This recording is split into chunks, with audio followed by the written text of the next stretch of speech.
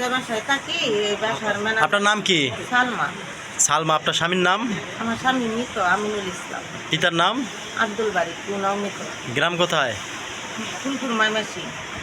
ফুলপুর ময়মনসিং গ্রাম। 85 কামানি। ও আচ্ছা, এখানে থাকেন কোথায় বর্তমান? বর্তমানে এই যে বাসাতে কি জানি বেটার না Ghoshbag. Ghoshbag primary school. Ghoshbag primary school. কার বাড়িতে থাকেন? মালিকের নাম জানি না, নকাইলা বাসা। নোয়াখালী বাসা। কি হয়েছিল একটু বলেন তো? বাজান আমরা তো ম্যানেজার তাই নিছে, আমরা তাই করে মানে বিল্ডিং বাড়ি? বিল্ডিং। হ্যাঁ। সে ফট করে বলতেছে তার মেয়ের এক জোড়া বালা, তার বউয়ের এক জোড়া বালা, আর তার এক জোড়া কানের দুল, আর 2টা নাকের ফুল আছে, নাকের ফুল 2টা রয়েছে। এই 3 জিনিসই লয়ে গেছে চুরে। কিন্তু ঘরের তালা ঠিক আছে, যে জায়গায় জিনিসগুলো রাখছিল এই তালাগুলো ঠিক আছে।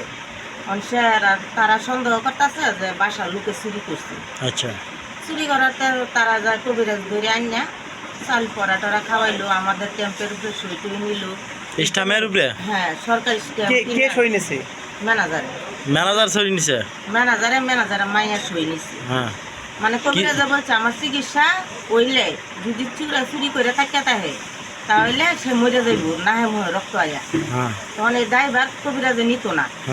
আর ক্যাম্পের উপরে যদি আমরা সই দিই তা আমরা ঝাড়জির দায়িত্ব আমরা ঝাড়জি করলাম। এইরকম একটা সিস্টেমে নিচ্ছে। তা আমরা সব ক্যাম্পের ব্যাপারে বুঝেও আমরা সই দিচ্ছি, কারণ আমাদের ভিতর কোনো পাপ নাই। আমি দিছি 4 দিন সে টাইম নিছি।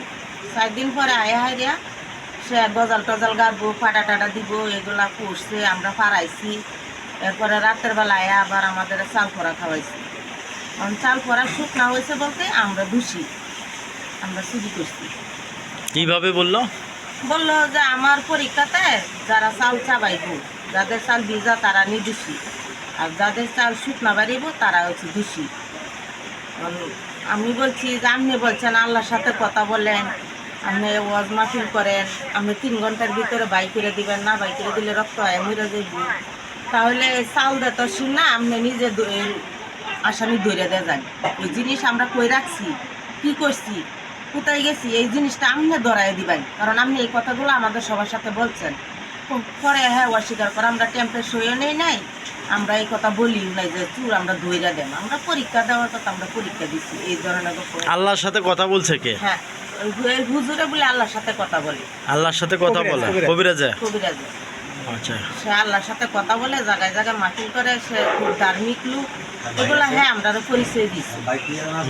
আমরাও তারে খুব বিশ্বাস করছিলাম যে তার কবিরাজি ঠিক আছে, যেভাবে কথাবার্তা সে বলছি জিনিসগুলা হ্যাঁ। লাশ পর্যায়ে কি করছে আপনারা?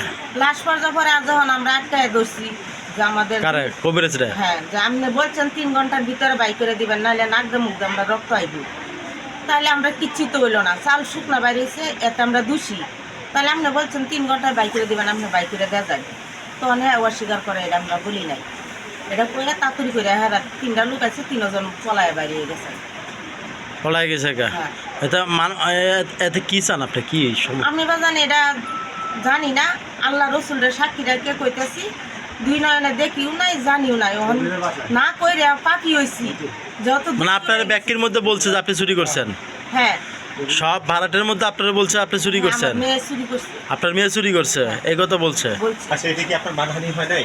আমার যে মানহানিটা হইছে এটার বিচার চাই বাজান আপনারা কাছে। আপনি কি আমাদের কাছে চান নাকি আইনের কাছে চান? আমি আপনারা কাছে চাইতেছি, আপনারা যা করেন। যা করেন আপনি কি আমাদের কাছে, আমরা বিচার করার কেউ না, দেশে আইন আছে, আপনি কি আইনের কাছে চান কিনা?